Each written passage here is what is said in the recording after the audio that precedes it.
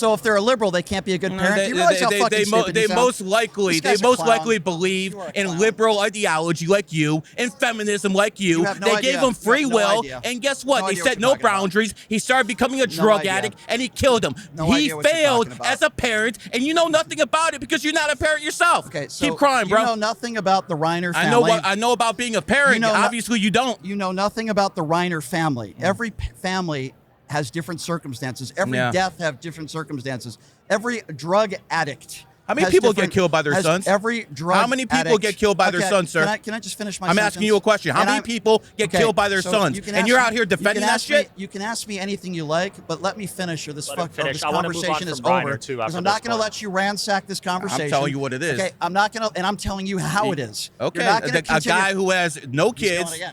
Go ahead. Let him finish about Reiner. I want to move on to Trump after this. If we're going to continue this, I don't mind disagreeing with you, sir.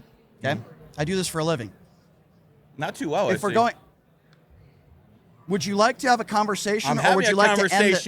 No. We're having conversation. Two people are talking. You're interrupting Go ahead, me. sir. This is how a debate works. You don't know how a debate works, okay? There's a reason why I do Pierce Morgan and CNN, and I don't know who the fuck you are. There's a reason I deal with billionaires, and you're a brokey. Okay. Excuse me? There's a deal. I deal with billionaires. You're a drug addict? What do you do? Oh, no. You're the drug addict. This guy's a clown. You're a clown. You have no money. You're a broke-ass motherfucker who's over here talking. You have no kids. You have no parents. And you want to go out here defend a goddamn person who got killed by his own son. I talk about my sister. I talk about my sister who died of drugs. I didn't say anything about your sister, sir. Excuse me. I was talking about Rob, not your sister. It was not personal. He knows nothing about the Rob Reiner family. He's smirking because he's an asshole. You're an asshole. That's fine. Okay?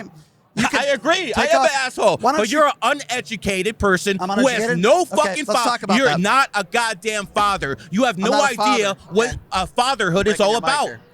Don't break the equipment. Let him talk, please. Let him talk. Either you let me talk in this conversation or it's over. I don't care. Now, I don't care like either way. Sean. He's a friend of mine. Go ahead. Okay?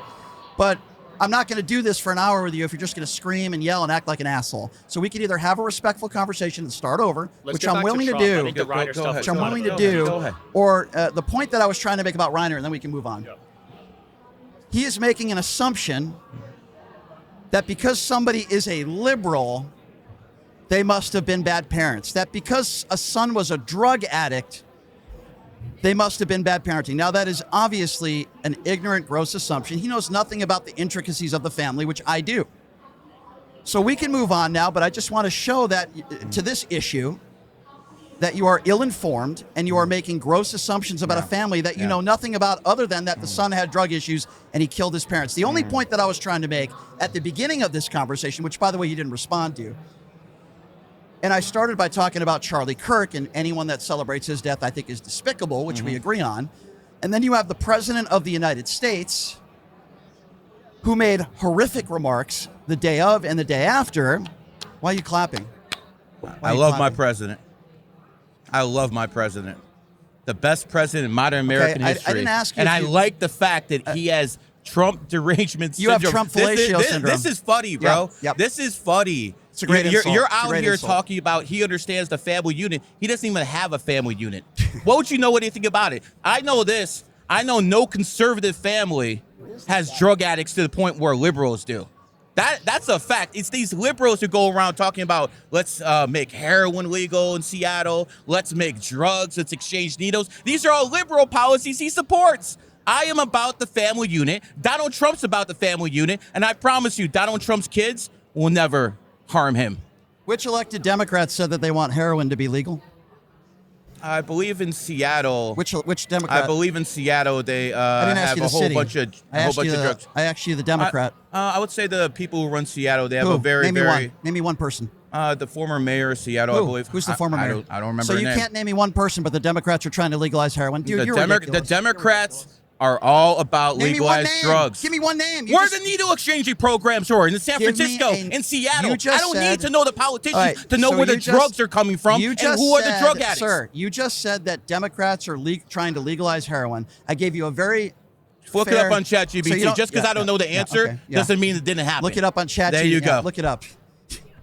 I mean, listen. I mean, we can just have because I don't have a name, that means I lost the debate. No, that's not how this works. First of all, I don't care what your definition of winning or losing a debate is. The bottom line is my definition of winning in life is having a family. And by the way, you said I have Trump derangement syndrome. Yeah. I would counter that by saying you have Trump fellatio syndrome. I think you're a Trump mushroom gobbling fool is what you are. So take off your sunglasses and be a man and have a conversation with me. I don't care how much fucking money you have in your pocket, dude. I know, bro. That does mean shit to me. I know. The bottom line is you don't care about anything in life except your liberal policies. I don't care about you. What liberal policies do I care? What's a liberal policy that I care about? Name me one. Name you one? Yeah. You're call me a liberal. You're against Donald Trump. You're a liberal. Okay, so if you don't like Donald Trump, you're a liberal. Yes, 100%. Okay. There's this new technology floating around that people cannot stop talking about. It's called the light system. Before you roll your eyes, it's not some gadget you strap on or supplement that promises the world. Every once in a while, I come across something that actually stops me in my tracks, and the light system is one of those things. This isn't a supplement, it's not a biohack, it's a full-on energy environment built to help your mind and body synchronize, recharge, and operate at a higher level. It uses light patterns, color frequencies, and coherent energy fields, all the stuff that your body naturally responds to create a coherent energetic field around you. People are saying they feel more clear, more centered, more aligned in their environment, and honestly, the science behind it is fascinating. As I've seen a lot of wellness tech, but the numbers coming out on this new study of the light system are actually insane. Researchers measured human sheik cells before and after sitting in front of the system, and get this, a 30-minute session boosted cellular conductivity by 61%.